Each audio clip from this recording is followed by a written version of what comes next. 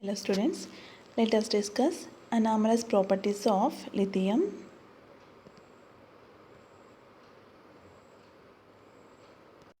Here anomalous means what? Means it is going to differ from the same group of elements. As you know very well, we are keeping in the group means what they have some similar properties. But still here lithium having some anomalous properties means it's going to differ. It has a different properties.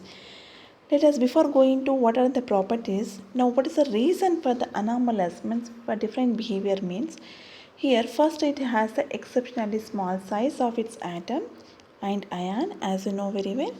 In the group we have the lithium, sodium, potassium, rubidium, cesium, isn't it? So is it a very small in size? Along with the atom, as you know very well, come to the ion also. Okay, lithium. For this ion, we have the sodium Na plus. Like that, here if you see, atom and ion having the exceptionally small size and high polarization power. Okay, nothing but it's going to disturb the anion very fastly. Like how you're going to calculate means we have the formula charge by radius ratio. Okay, because of these two reasons, okay, it's having the anomalous behavior. So as a result, there is an increased covalent character of lithium compounds which is responsible for their solubility in organic solvents.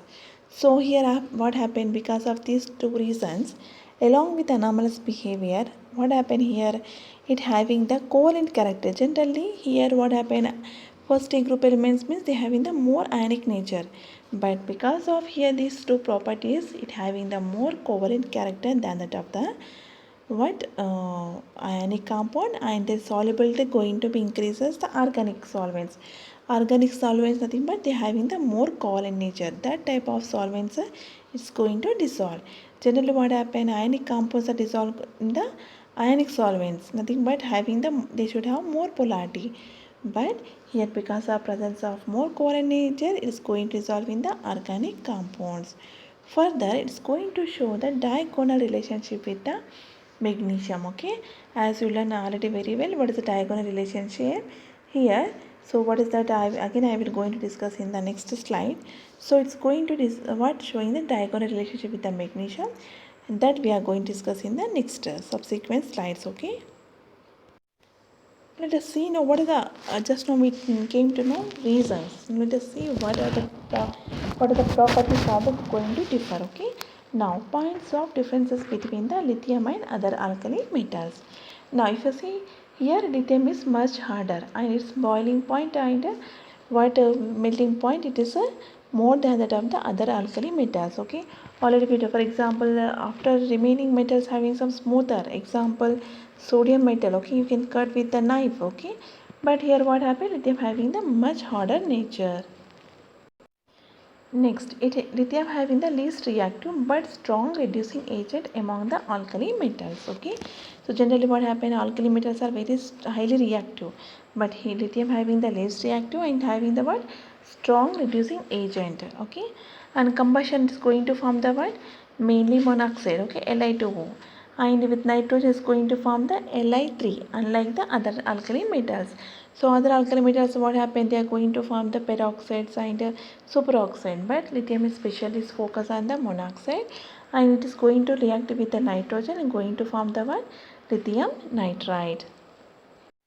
Next, it having the deliquescent lithium chloride. Deliquescent means what? It's going to absorb the water. Okay, so lithium chloride is what deliquescent and crystallizes as a what lithium LiCl2H2O. And that means its crystals water molecule going to be trapped. Whereas other alkali metal chlorides do not form hydrates. So other hydrates, other alkali metal halides are does not going to form the water. Does not going to combine with the water.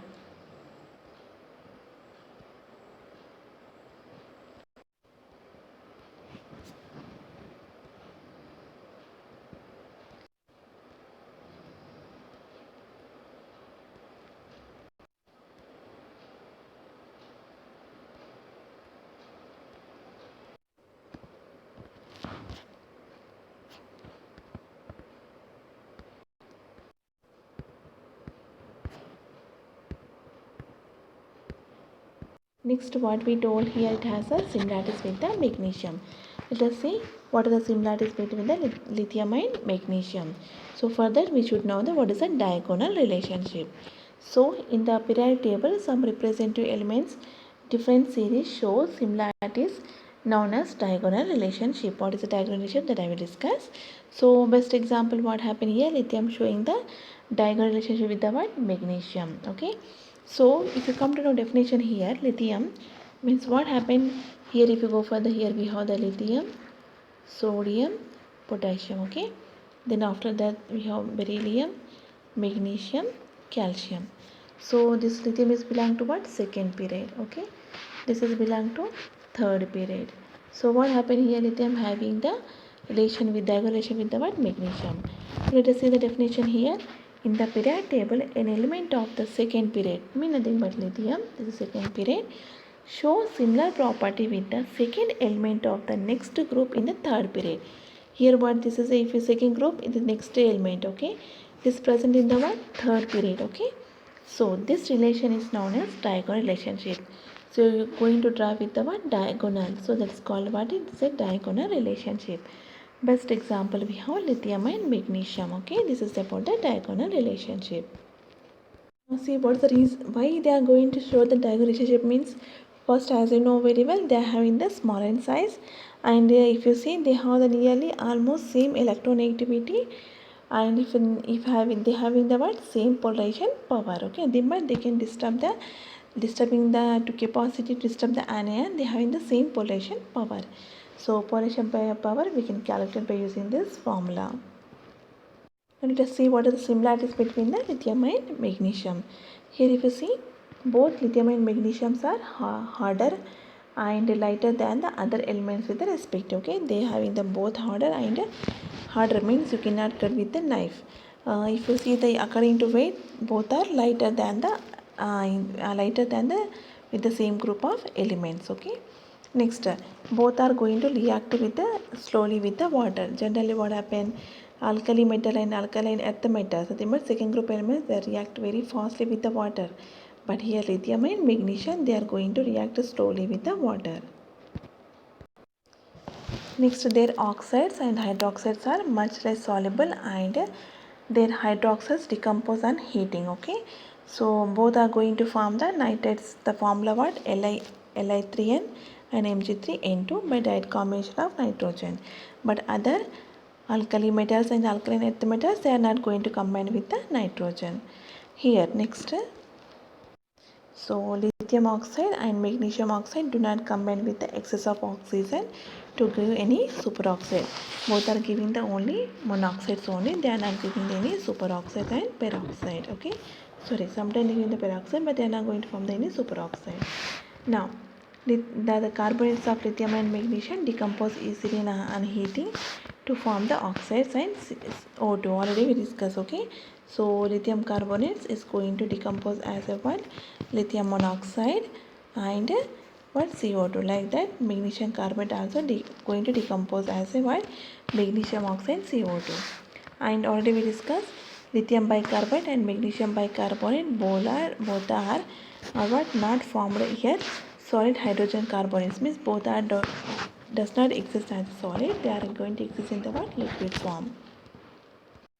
Next, lithium chloride, magnesium chloride are soluble in the ethanol. Okay, why? Because they have the more covalent nature. Next, lithium chloride, magnesium chlorides are deliquescent means they are going to trap the water molecule. And if you see the formula, say here, we have the water molecule in the crystal as a 2H2O and magnesium as well MgCl2 and 8H2O. So these are the similarities between lithium and magnesium.